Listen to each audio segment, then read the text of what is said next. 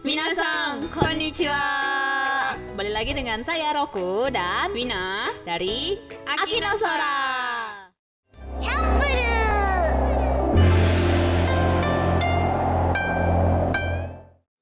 Kali ini kita mau bahas apa nih, Teh Wina? Oke, di video kali ini kita akan membahas tentang Coto, subscribe dulu. Kemudian klik tombol lonceng untuk updatean video terbaru. 10 ciri-ciri tanda-tanda kita lagi ada di Jepang tuh apa aja, Rok? Nah, apa aja tuh teman-teman? Mungkin teman-teman, terutama buat yang belum pernah ke Jepang ya, makin penasaran. Kemudian ini juga sebenarnya kita bikin untuk memberikan insight dan juga sedikit hint ya buat teman-teman yang siapa tahu nanti bakal ke Jepang, tapi belum pernah nonton film Jepang, belum pernah nonton anime, terus ya nggak punya apa sih gambaran sama sekali gitu ya. Biar nggak kaget ya. So desu ne. Ternyata Jepang tuh gini ya. Gitu So desu ne. Mungkin supaya nggak culture shock juga. Pun kalau misalnya udah pernah nonton film Jepang sama anime Jepang, siapa tahu belum sedetail itu gitu ya. Nah, jadi harapannya nanti kalau teman-teman nonton video kita yang ini, teman-teman bisa lebih memperhatikan hal-hal kecil yang harus teman-teman perhatikan pas lagi ada di Jepang. Oke? Betul. Sip. Hai, langsung aja nih, Rox. Hai, Kita oke. masuk ke ciri yang pertama. Ciri yang pertama apa tuh, Teh? Ciri yang pertama, tanda-tanda kita lagi ada di Jepang adalah yang pertama, kalau pada saat makan itu mengucapkan salam. Oke, pas Bedanya, makan ya. pas makan. Beda kalau misalnya kita kan mungkin ada yang berdoa, cuman kan dalam hati ya nggak kenceng-kenceng. Nah, bedanya kalau di Jepang itu orang Jepang biasanya akan mengucapkan salam ketika akan makan, yaitu salamnya adalah Itadakimasu. itadakimasu, So, yang desu ne. merupakan kayak rasa terima kasih buat orang-orang yang berjasa. Maksudnya yang masakin, yang telah Menyiapkan, menyediakan. yang ini yang menumbuhkan lagi menanam sayurnya, pokoknya yang telah Yang capek-capek apa So. mancing ya. So, dan jadi ya. yang sudah berjasa dengan adanya bahan-bahan makanan itu yang akhirnya bisa dimasak gitu. Jadi kayak terima kasih gitu, So, desu ungkapan ne. terima kasih. Walaupun bukan arigato gozaimasu gitu ya, tapi makna itadakimasu ini berarti udah memiliki makna terima kasih Iya, juga benar. sebenarnya. Nah, itu untuk awal sebelum makan. Nah, setelah makan juga kita mengucapkan salam juga, Pak Rox. Gochiso sama deshita. Gochiso sama deshita. Kurang lebih hampir sama ya, kayak ya saya telah menerima hidangannya kayak gitu, kayak mengungkapkan rasa syukur, rasa terima kasih gitu. Ya, kalau kita Allah barik lana ya. Nah, iya kan? Di akhir alhamdulillah. So kan cuman kan nggak kita ngomongin kenceng-kenceng Dalam hati gitu sih kan biasanya. ya doanya. So jadi kalau di Jepang kita wah ini lagi ada di Jepang nih, soalnya mungkin orang-orang pas lagi makan di restoran banyak yang bilang tuh itadakimasu dan gochiso sama deshita gitu. Hai, nanti kalau misalnya nih di Jepang, itu kalau misalnya kita kayak cuma jadi turis gitu, itu wajib ngomongin gak sih? Atau kayak gimana nih baiknya kalau menurut Teh Wina? Atau pas kita lagi emang tinggal di sana baru kita wajib mengatakannya atau gimana nih? Enggak sih, kayak kalau menurut aku pribadi mah mumpung lagi di Jepang ya udah kita ngerasain vibes-nya kita lagi di Jepang nih. Ikutan aja, kenapa enggak? Iya, mending cobain ya. Dan berarti istilahnya kalau kita udah coba ngomong itadakimasu sama gochisu sama deshita secara nyaring malah itu jadi udah biasa gitu ya di Iya, sana ya. biasa. Nggak bakal aneh gitu. Enggak. Kan karena kita kan orang asing gitu ya, bakal gimana gitu dari merekanya. So, yokoto desu Saya ne. juga udah pernah Waktu itu waktu inget sih katakan, waktu lupa nggak ya lupa aja. Iya. Kayak ya ungkapan rasa terima kasih kita aja buat orang-orang yang sudah berjasa gitu. Hai, so dengan yokoto adanya desu bahan ne. makanan itu. Nah, jadi buat teman-teman yang nanti ke Jepang, apalagi kalau misalnya emang kesananya bakal dalam jangka waktu lama, misalnya pertukaran pelajar atau bekerja di sana, mungkin nanti harus coba diterapin ya. Dan kalau misalnya teman-teman cuma travel, kenapa nggak dicobain juga gitu ya? Soalnya omoshiroi janai desu ka? Mungkin kalau di sini jadi kayak apa dia ngapain gitu kan So. kalau di restoran di Indonesia gitu. Nah, mumpung di Jepang kan itu biasa banget. So, Kayak desu ne. kalau nggak ngomong malah kayak kok dia gitu, mungkin Takutnya ya malah. justru aneh. Nah, dicobain aja. Hai, ya tebiti kudasai ne minasang. Cobain ya teman-teman semua. Hai, oke kalau gitu kita masuk ke ciri-ciri yang kedua. Apakah itu? Ciri-ciri kedua. Yang kedua adalah mandinya itu Oh, di no. ohuro.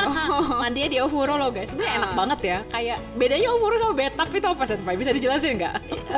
Kan kalau bathtub tuh kayak bukan sebuah kewajiban gitu nggak sih kalau di sini? Kayak biasa tuh kan kita mau dipakai bak sama gayung gitu ya udah. Kalau kita mandi di bak itu sama kayak ofuro nggak? Beda. Soalnya kan yang pertama ofuro air panas. Ya mungkin bathtub juga ada air panasnya. Nah, bedanya lagi kalau di budaya Jepang airnya itu kan nggak akan diganti. Jadi dalam satu hari misalkan ada beberapa orang yang mandi, itu airnya nggak akan diganti. Cuman mungkin bisa ada, jadi ada tombol yang untuk menghangatkan kembali si air itu. Oh itu aku baru tahu sih. Wow, sih. Cuman yang harus ditekankan adalah kita masuk ofuro tuh udah harus bersih. Jadi kita shower dulu, kita udah pakai sabun dulu, udah bersih baru lah kita masuk ke ofuro. Jadi bukan ya udah keringetan masuk ke ofuro terus akhirnya nggak diganti, nggak gitu. Kepikirannya kayak gitu ya teman-teman ya. Jadi kita masuk ke ofuro itu dalam keadaan kita udah bersih gitu. Hai, mungkin itu yang harus teman-teman tekankan kalau misalnya kita mau masuk ofuro, khususnya buat di Jepang sih ya. Jadi harus dalam keadaan bersih. Jadi harus mandi dulu. Berarti kalau misalnya nih mungkin nggak sih kita nerapin ofuro di Indonesia dengan kita yang punya bak, terus habis itu punya bak satu lagi buat ofuro gitu, mungkin kan nggak sih? Kalau menurut Senpai mungkin sih kalau bisa atau enggaknya mungkin bisa aja, cuman kan beda budaya di kita mungkin masih aneh. Saudane, kalau di kita tuh bak itu kan ya udah buat nyimpen air, bahkan biasanya bak gede-gede itu buat nyimpen air kalau misalnya mandi. Iya, dan itu dingin keadaannya ya. Kalau di sana itu buat diangetin ya, dipanasin. Jadi itu dalam satu hari nggak akan diganti dan dipakai gantian pun kayak ada urutannya gitu loh. Oh gitu. Urutannya maksudnya gimana? Antar keluarga, cewek cowok atau gimana? Biasanya tuh yang tua dulu, ayah dulu, terus ntar anak-anak, terus baru nanti ibu yang terakhir karena ngebersihin, yang terakhir tuh dibersihin gitu. Soyokoto desu ne. Cuman mungkin sih itu kan kayak standarnya ya, dan mungkin ada keluarga-keluarga yang nggak mengikuti itu juga. Mungkin banget gitu, sering denger juga cerita kayak aku nggak mau mandi bekasnya papa gitu. Oh di Jepang, orang Jepang ya bilang kayak gitu. Kayak anak-anak muda ya aku nggak mau mandi duluan, aku biar nggak mau bekasnya ayah gitu. Cuman ya itu mah apa ya? Hitonya chiga utte koto. Iya beda-beda. Sokka, wakarimashita. Tapi budaya di situ, tapi budaya di situ tuh ya kayak gitu. Jadi mungkin kita ngelihatnya nggak ganti airnya, nggak, itu kita udah bersih terus paling nanti diambil atasnya doang, kayak misalnya entah ada apa yang masuk, yang ngapung atau apa, kalau kelihatan dibersihin, tetap dibersihin bagian situnya dan dihangatkan kembali ya. Saudane are desu ne. Dan ini panasnya biasanya berapa derajat sih Senpai? Oh itu sih macam-macam karena bisa diatur. Kalau aku biasanya 40 nggak nyampe ya? Kadang suka 38, 39. Gila 38, 39. Tapi itu panas banget sih, tapi enak. Iya 38, 39. Aku paling enak dulu 37, tapi katanya itu buat anak-anak. Sedih banget. Berarti aku bisa main sama anak-anak dong. Tapi ofuro tuh juga jangan kepanasan gitu, ntar kita dan jangan kepanasan dan kelamaan, ntar kita pusing juga. Oke, itu poinnya ya teman-teman ya, jangan kelamaan dan jangan kepanasan dulu dan jangan kelamaan. Pengalaman sih dulu sama kakak ya, pernah di 37 terus pelan-pelan naik ke 38, 39. Soalnya kalau udah masuk ke 37 biasanya udah enak. Masuk ke 38 sama 39. Terus karena kelamaan pusing sampai siang. Iya, jadi jangan sakit kepala. Apalagi Rokusensei waktu musim panas. Iya bener. Waduh. Jadi udahnya di Hokkaido dingin ekstrim kan. Terus berendamnya ke air panas terus lama. Tapi karena emang enak banget, gimana ya? Iya, ofuro enak banget sih. Ofuro enak banget, kacau. Mau di pagi hari. Tapi nggak tahu ya bakal sama kayak bathtub atau enggak. Kayak Saudane, mungkin feelsnya beda kali ya. Kalau bathtub emang kan dari west ya sebenarnya ya. Tapi kalau bentukan si ofuronya sendiri yang Jepang sama Barat tuh kan beda juga sih ya sebenarnya ya bentuknya ya. Nanti coba teman-teman cari ya ofuro sama bathtub itu bedanya apa. Bahkan di bahasa Jepang dalam katakana pun juga ya bathtub tetap basu mungkin ya basu apu. Pokoknya mereka pakai katakana, saya ingat aku, cuman aku lupa basu apu karena atau di kakunishimasu. Iya, setahu aku. Jadi bukan ofuro sih mereka bilangnya. Iya, kan ofuro udah jelas bahasa Jepang banget gitu. Jadi emang budaya yang diambil dari Jepang. So yokoto desu ne. Oh ya, sama satu lagi, kalau mandinya orang Jepang itu kan beda nih sama orang Indonesia. Nah, apakah mereka artinya selalu pakai ofuro itu malam hari berarti? Oh yes. Oh, jadi mereka secara bukan budaya, pagi ya? Secara budaya iya, jadi mereka tuh cuma mandi 1 kali sehari dan itu waktu malam hari. Doang. Bukan sore. Bukan Enggak, siang. malam mau tidur. Itu dia poinnya teman-teman. Jadi mereka tuh malah sebelum tidur mandi dulu, Iya, berendam dulu. Ya. bedanya Jepang dengan negara Asia yang lain kayak misal Cina atau ya nggak tahu ya kalau Korea tuh kalau nggak salah ada juga lah budaya flow-nya. kayak berendam di air panas itu ada gitu. juga. Cuman bukan yang mereka lakukan tiap hari gitu. Sedangkan kalau budaya Jepang itu tiap hari. Emang harus ya. Ya emang mandinya gitu. Mandinya gitu tiap hari guys. So Yokoto Disney. Siapa tahu bisa teman-teman terapin ya di Indonesia. Cuman hati-hati gasnya sama listriknya. Iya, dan mungkin iya sih ingat. Kan kalau mereka mandinya malam doang. Pagi tuh udah nggak mandi lagi karena malamnya mereka tidur dalam keadaan bersih gitu. So Yokoto Disney. Cuman ya mungkin kayaknya di Indonesia pun sudah ada yang menerapkan kayak gitu deh. Kayaknya udah ada ya. Malamnya mandi, terus tapi paginya ke kampus nggak mandi. Ayo ngaku, pasti ada. Tulis di komen ya. Seperti apa kebiasaan kalian? Apakah karena Jepang atau bukan? Tapi kalau aku pribadi sih jadi kalau sebelum tidur nggak mandi itu jadi aneh sih. Jadi karena udah biasa. Tapi kebiasaan juga kalau di Indonesia pagi sebelum aktivitas tuh mandi. Jadi mandinya pagi dan malam, bukan pagi dan sore gitu. Karena sore kita juga masih kerja kan kayak. Iya sih belum beres. Jadi biasanya mandi sebelum tidur tuh enak banget. Dan air hangat. Kadang enggak juga sih. Agak juga air dingin biasa aja. Dingin biasa. Pokoknya yang penting mandi aja. Pokoknya iya sih bener enak tidur dengan keadaan bersih. Iya aku ngalamin sih, walaupun belum dilakukan setiap hari kayak gitu, cuman emang enak ngerasain ya beda feelsnya. Kalau kalian gimana nih? So desu ne minasang oshite kudasai ne, share kudasai ne di komen ya. Jangan sampai nggak mandi, yang penting mandi. So desu ne are desu ne. Oke, kita masuk ke yang ketiga. Yang ketiga masih berhubungan sama mandi-mandian. Kita bakal ngerasa wah ini Jepang nih. Itu kalau kalian udah misalnya kalian masuk kamar mandi, toilet sama showernya atau tempat mandinya tuh pisah, beda pintu.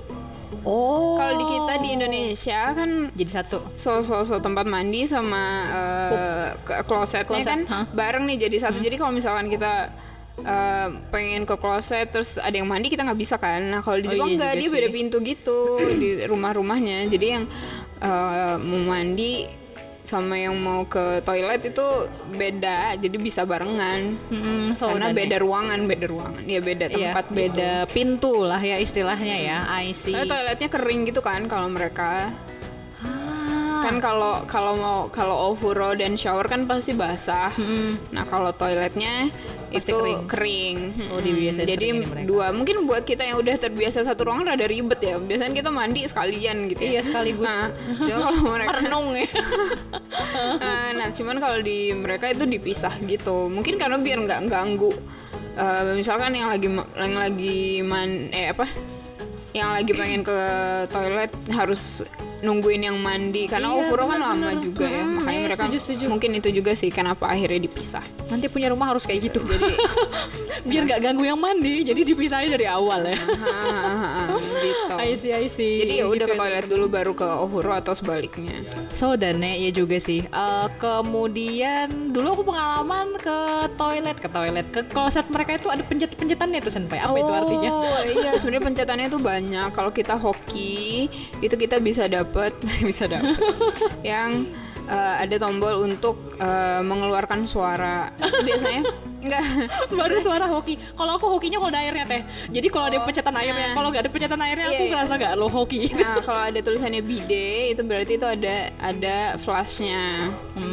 Kan mereka kan pakai tisu ya, nggak kayak kita. Jadi kita terbiasa dengan bersih, maksudnya pakai air. Nah itu cari toilet yang ada tulisannya bide. Kalau itu berarti ntar akan ada flashnya, ada. Jadi teman-teman bide ingat ya. Bide gimana sih tulisannya? BIDET bukan sih? Bide pakai katakana. Katakana desu ne. Bide. Tapi ya deh kalau ada alfabetnya berarti BIDET. BIDET kalau nggak salah. Bahasa apa ya tuh nggak tahu juga. Terus ada tombol yang mengeluarkan suara air doang. Untuk menyamarkan. Iya benar. Untuk menyamarkan teman-teman. Jadi orang-orang di luar tidak berasumsi ini kita mau ngapain kan ada suara air gitu, nggak akan kedengeran kita di kamar mandi ngapain. So Yokoto desu ne. Itu kalau di kamar mandi ini ya toilet umum. Umum sih ya biasanya ya. Tapi kayak di hotel-hotel juga ada deh beberapa Iya, hotel iya. yang ya udah nyediain sampai situ gitu ya. Tapi iya sih, tempat kerja aku yang toilet untuk karyawannya juga lengkap sih, Udah tombol-tombolnya. sampai ke Nggak tempat cuman kerja juga ya. nggak cuman Di Eki doang. nggak, maksudnya nggak cuman ya udah toilet doang, tapi Oh. banyak tombol-tombol. Udah lengkap aja pokoknya ya. Yokata desu ne, minasang. Hai, so yokoto desu ne. Sip, kita masuk ke yang ciri-ciri keempat. Ciri-ciri yang keempat adalah kalau makan sesuatu yang berkuah itu langsung dari mangkuknya. Bentar, gak di sendok maksudnya? Jadi kalau langsung coba kalau misalkan yang sering nonton drama atau anime, misalnya makan ramen kan nggak pakai sendok, dia langsung. Oh iya juga Iya sih. sih, langsung Yang kanannya sumpit, kirinya langsung angkat biasanya Iya, gitu ya. Iya juga ya. Kalau di aku bahasa Banjarnya bekunyung ya, berenang. Oh iya. Iya, jadi kalau misalnya kita di keluarga itu ngangkat piring atau mangkok langsung kayak gitu, mae mulutnya bekunyung kayak gitu katanya. Oh. Ya ampun, mulutnya berenang bahasa Indonesianya. Jadi apa? Tapi ya, di Jepang malah biasa kayak gitu ya. Jadi nuntum apa sih bahasa Indonesianya ya? Langsung pokoknya langsung ke mulut gitu kan si mangkoknya gitu ya. Kalau ramen gitu ya. Iya I iya see. iya. Nah, ini sebenarnya nyambung juga ke ciri yang kelima. Oh, apa tuh yang Makan kelima langsung? dengan membawa si tempat makannya, entah itu mangkuknya itu sambil dipegang. Sambil dipegang. Nggak ditaruh di mejanya. I see. Gitu. Dan Makanya kalau ternyata makan nasi juga biasanya mereka diangkat ya. makan nasi walaupun dia nggak berkuah, maksudnya nggak ini kan, tapi kan mereka diangkat. Iya sih, bener-bener. Mungkin ini ini bedanya lagi sama Indonesia. Kalau kita kan agak gimana gitu ya, misalnya kita makan terus Iya, kayak, mana ada apa sih namanya yang bilang kalau misalnya diangkat artinya teh apa gitu. mitos. Iya, mitos ya, mitos. Nah, justru kalau di Jepang ternyata kalau kita makanannya itu ditaruh di meja, itu kayak ada kesan ogui atau rakus. Aku baru tahu sih yang itu. Oh, sokah. Jadi kalau kita ternyata kita di Jepang nih, kalau udah banyak, kalau kita ke restoran atau ngelihat orang-orang makan, ya itu si mangkoknya itu dipegang gitu, dan kalau berkuah dia langsung diminum gitu loh. Jadi Makanya, mending diangkat ya teman-teman ya, si piring atau mangkoknya pas lagi makan. tapi karena di Jepang banyak pakai mangkok sih ya. Iya, rata-rata pakai mangkok sih mereka sih. Paling sushi kali ya, yang sushi yang kecil piringnya juga itu. Kayak di kaiteng sushi kan biasanya piring kecil. Oh iya. Paling itu yang baru diangkat ya. Tapi itu pun diangkat sih karena kecil. Kalau udah ditumpuk gitu kan biasanya. Jadi itulah perbedaannya tadi. Kalau soal makanan, yang pertama tadi ada yang ya kalau supnya itu langsung diminum, makanya kan istilahnya juga pakai minum gitu, nomimas shiruo nomu, bukan Iya juga taberu. sih, benar-benar. Kalau kita kan kuahnya dimakan nggak gitu kan ya? Iya. Makan kuahnya gitu. Nah, tapi kalau di Jepang tuh diminum karena ya gitu. So, karena diangkat si mangkoknya teman-teman. So, Kayak dan gitu. makannya juga walaupun yang nggak berkuah juga, maksudnya dia diangkat si ini mangkok atau shokinya, makan ini ya, shoki desu ne. Apa sih alat makan, jadi piring, mangkok dan mangkoknya lain-lain itu ya. diangkat. Itu so, perbedaannya makan di Jepang dan di Indonesia. Hai, so desu ne. So kok gachigaimasu ne minasang. Oke, jadi kita coba simpulin lagi ya. Jadi dari yang pertama, ciri-ciri perbedaan kalau kita lagi ada Jepang adalah saat makan ya. Kebanyakan tapi makan ya ternyata. Jadi juga Iya, cuman kalau dari yang paling awal kita pas makan, dari awal mau mulai itu kita menyebutkan itadakimasu. So desu ne. Baru yang setelah kita mengucapkan itadakimasu, kita mengakhirinya juga dengan menyebutkan dengan nyaring, yaitu mengucapkan gochiso sama deshita. Terus yang ciri-ciri kedua pas mandi ya. Mandinya di malam hari. di malam hari. Terus, Kemudian menggunakan ofuro. Desu ne. Menggunakan ofuro tapi tidak tetap harus dalam keadaan bersih. Jadi jangan langsung masuk ke dalam kayak gitu aja. Lewat baju langsung masuk ke dalam, jangan sampai. Dame desu dame. No, ya, bersihkan badan kalian dulu. Baru masuk ke badan ofuro. dulu. Hai, oke, itu ciri yang kedua. Dan yang ciri yang ketiga apa tadi? Yang ketiga toilet dan toilet. showernya dan tempat mandinya dipisah. So desu ne. Jadi tempat piss poop sama tempat mandi itu dipisah. Pintunya beda, ruangannya beda. Ruangannya beda, yang itu ya, satu basah, yang satu kering. Oh iya, yang satu basah, yang satu kering. Kalau tempat mandi itu basah biasa mungkin ya di sana. Tapi kalau untuk tempat pup sama piss, kloset mereka itu bersih, clean, nggak basah. Biasanya kayak gitu ya di mereka ya. Yes. Hai, sore desu ne. Hai, kemudian yang keempat cirinya adalah Iya, kita balik ke makanan lagi. Ya, balik ke makanan lagi ya. Yang keempat, kalau kalau makanan yang berkuah dia langsung diangkat. diminum. Langsung diminum si kuahnya. Yang kelima baru tadi yang alat makannya atau mangkuknya diangkat ketika makan. Gitu. Hai, so desne. Jadi kalau minum itu langsung dari mulut ya. Kalau misalnya untuk makanan berkuah, dan kalau misalnya pas makan secara keseluruhan, lebih baik alat makannya diangkat teman-teman supaya kita nggak ada kesan rakus. So yukoto desne. Hai, oke deh kalau gitu mungkin untuk yang video kali ini kita sampai di sini dulu. Nanti insya Allah kita akan lanjutkan ke bagian part 2. Iya, jangan lupa juga buat nonton part keduanya. Kita masih ada 5 lagi ciri-ciri apa aja sih yang menandakan wah kita lagi di Jepang nih. So dane supaya teman-teman gak culture shock juga. Oke deh kalau gitu kita akhiri sampai di sini. Jangan lupa buat teman-teman ya untuk like, share dan juga subscribe dan share ke teman-teman kalian untuk belajar bahasa Jepang bersama Akina Sora. Sampai ketemu lagi nanti. Bye bye.